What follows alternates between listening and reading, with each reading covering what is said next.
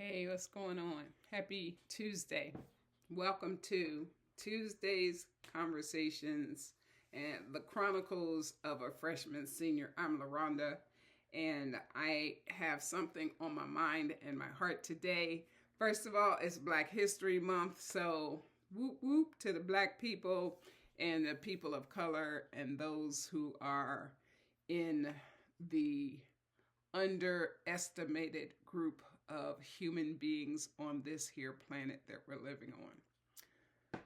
So the purpose of this channel, if you will, is for me to share my ideas, thoughts, and feelings about what it's like to age, to live this long. I was just on TikTok earlier, and there's a new theme that says that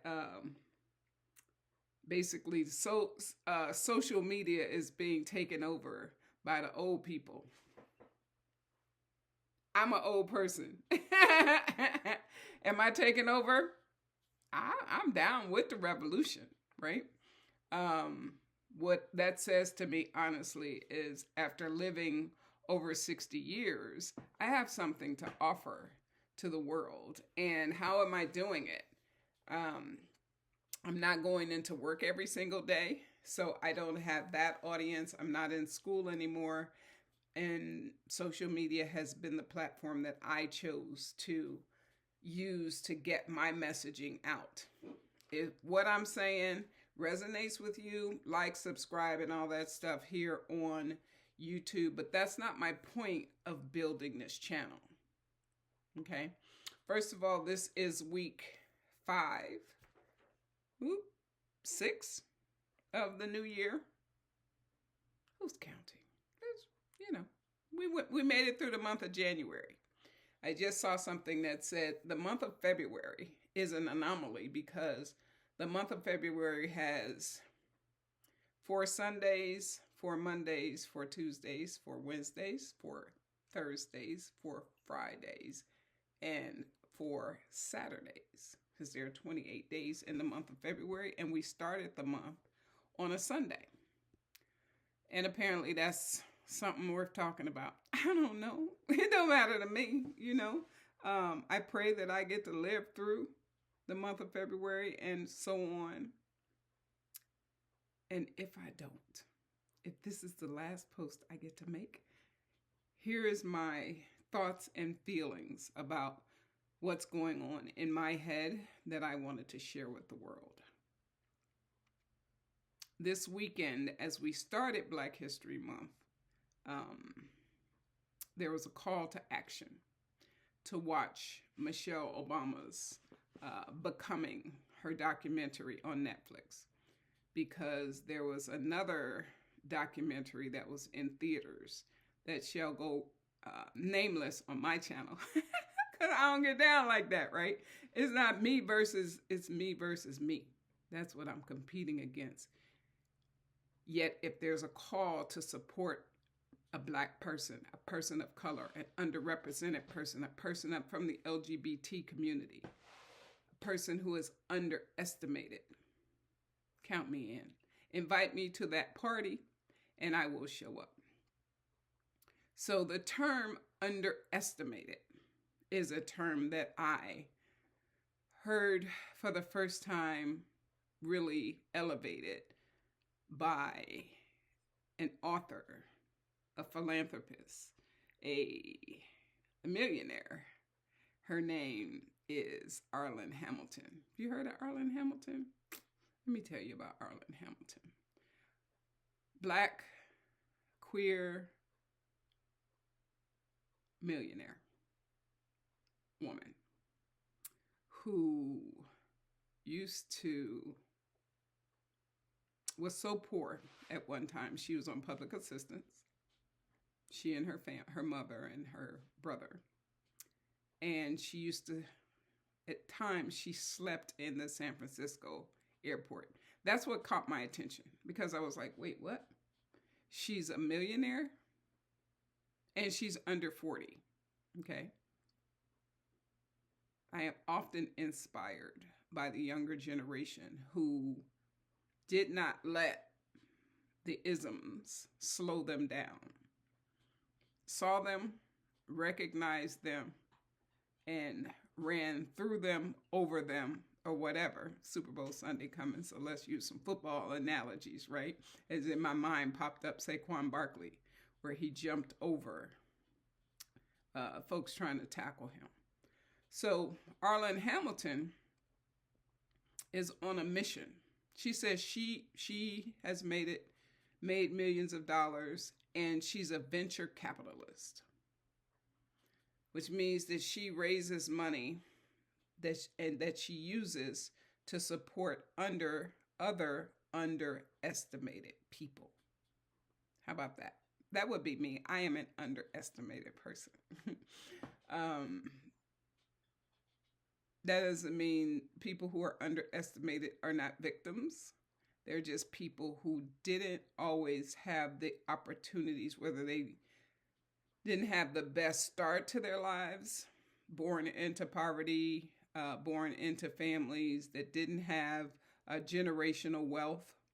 And then when it came time for them to realize their dreams or even dare to dream, they didn't have, we live in a capitalistic society. And Arlan Hamilton has made it her mission to figure out ways to fund and support folks who have dreams. She has 2 books. And I love books. I love to read other people's stories.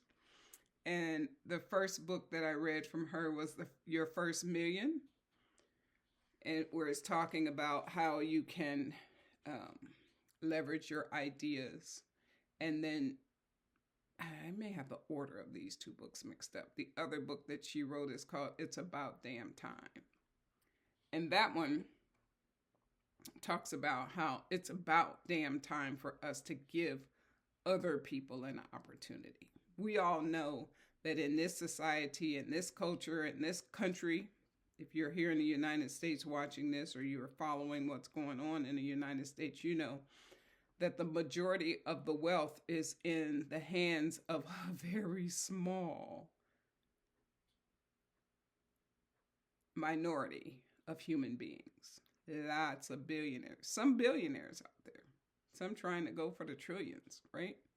Numbers that I didn't even know existed when I was a child. But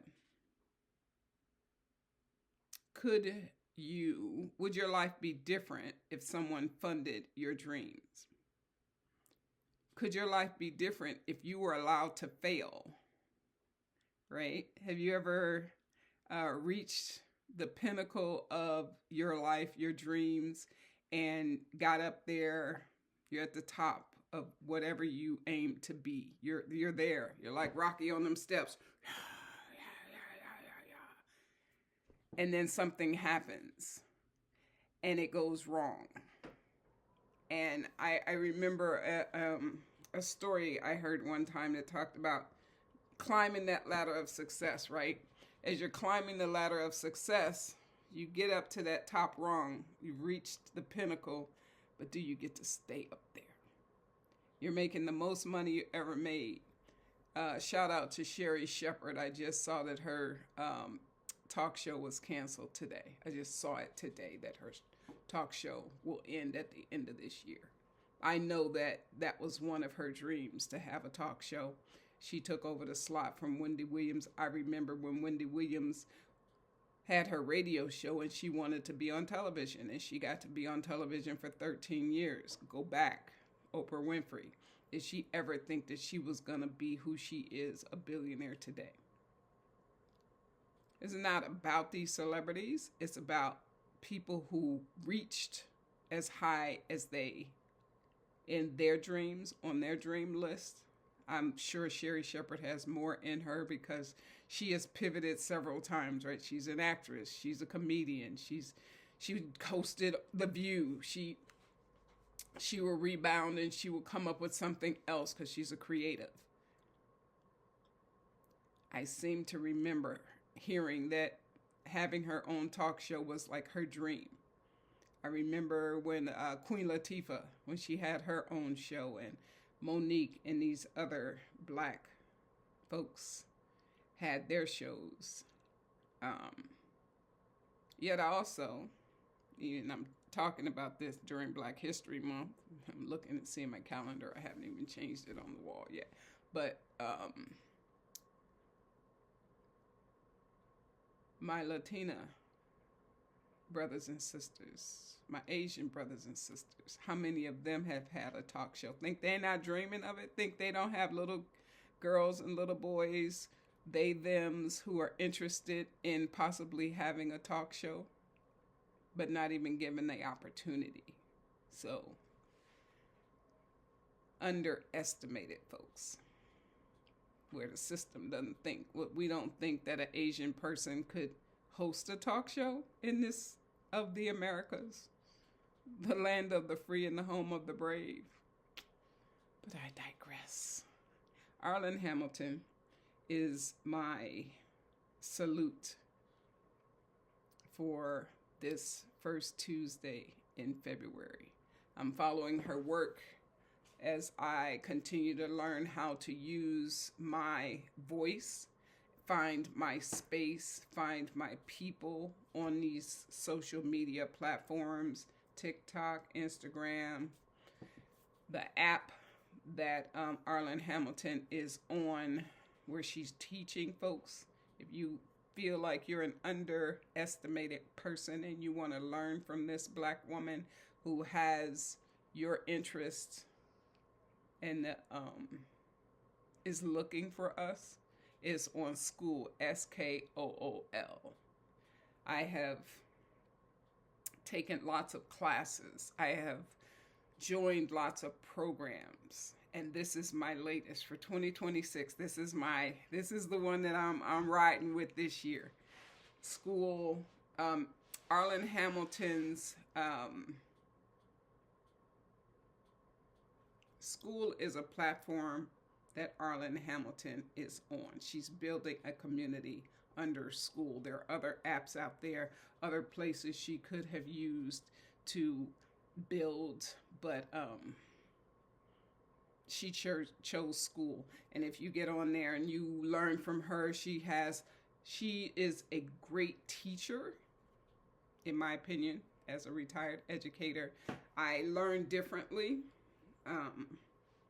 I think sometimes people teach so quickly and they lay so much out for you, and you think that you want to be in their community. I personally have invested a lot of money in my education and joined programs that may have been too advanced for me. But I wanted to be in the room where it happened, right? I wanted to see what they were doing over there. And throughout the process of being in that room that was higher than I needed to be in, I realized quickly I could say to myself, this is not what I'm looking for. And then I joined another community that didn't cost as much money. But as I went through that program, same thing, that person was running their program, trying to teach new entrepreneurs, but there were still people who already had their business and just needed a little extra help, right? Versus those of us, and I always use school analogies because it's very simple, people understand. I'm in kindergarten as it relates to being an entrepreneur. Some people are already in middle school. They are already, they know what being an entrepreneur is. They might have made some money. They've set up their business model and everything, and they just need a little bit more help to get to a next level. And then there are some, of course, that are out there doing it, but also need a community. I'm down here in kindergarten. I'm in the lower school. And as I call myself a freshman senior, I'm new at being a senior citizen. I'm not ashamed of being a senior citizen. I'm not ashamed of my age. I can call myself seasoned. I can call myself old. I can call myself aged. I can call myself lots of things. I can tell you that I know about the 60s, the 70s, the 80s, 90s, 2000s, 2010s, and 2026. I'm learning all of this stuff, and I'm able to process it now. And so the things that I have learned, having lived through those times, and a lot of these things, I'm going back to replay to be like, what lessons were those things sent to teach me? What was the idea that I was meant to learn? These are things that I did not take the time to learn as I was going through them. And now I have time because I'm sitting here processing, and my goal is to share those things with you.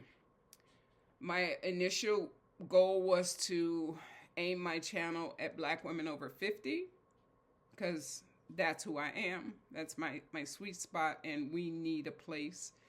And there are other people. I've heard a lot of people say, well, I want to learn it too. There are no limits. There are no limits as to who might resonate with my content. And I'm not turning down nothing but my collar. I used to say that a long time ago. Turning down my collar. The rest of it, if you've got some opinions, some thoughts, feel free to share them as long as you do it respectfully, because I will block you. Ain't nobody got time for smoke and to be arguing back and forth. These are my chronicles, my journeys, the things that I'm learning. And this week I am showcasing and shouting out Arlan, Arlan Hamilton. Check her out on all the social media platforms. If you are interested in business, if you are looking for inspiration, you want to see a Black woman that is not just talking about it, but she's being about it. Arlan Hamilton, she has a fantastic story in her books where she talks about buying a truck that Janet Jackson had up for auction. And she talks about how attending a Janet Jackson concert when she was 13, and her mother didn't have money to buy 2 tickets, but she bought 1 ticket and sent her daughter inside, and she sat out in her car. Come on now. This girl is blessed. And her mother is special, sounds like, and so are you. So that's Tuesdays with your freshman senior. I hope you've enjoyed it. I hope you'll check out my girl Arlan and enjoy your Black History Week. Shout out to Dr. Carter G. Woodson for getting us started 100 years ago. And it's funny how when I worked as a DEI practitioner, I think every year I had to make a case for continuing to commemorate Black History Month. That started as Black History Week, probably started as a day, probably started as an hour. And why is it important to keep remembering, especially in 2026? That's just a rhetorical question, because in 2026, where they are literally taking down monuments, trying to hide American history and the Black impact on American history, it's important. The anti-Blackness is real. And I'm going to keep fighting. As long as I got breath in my lungs, I will keep fighting. Have a great week. I'll see you next week.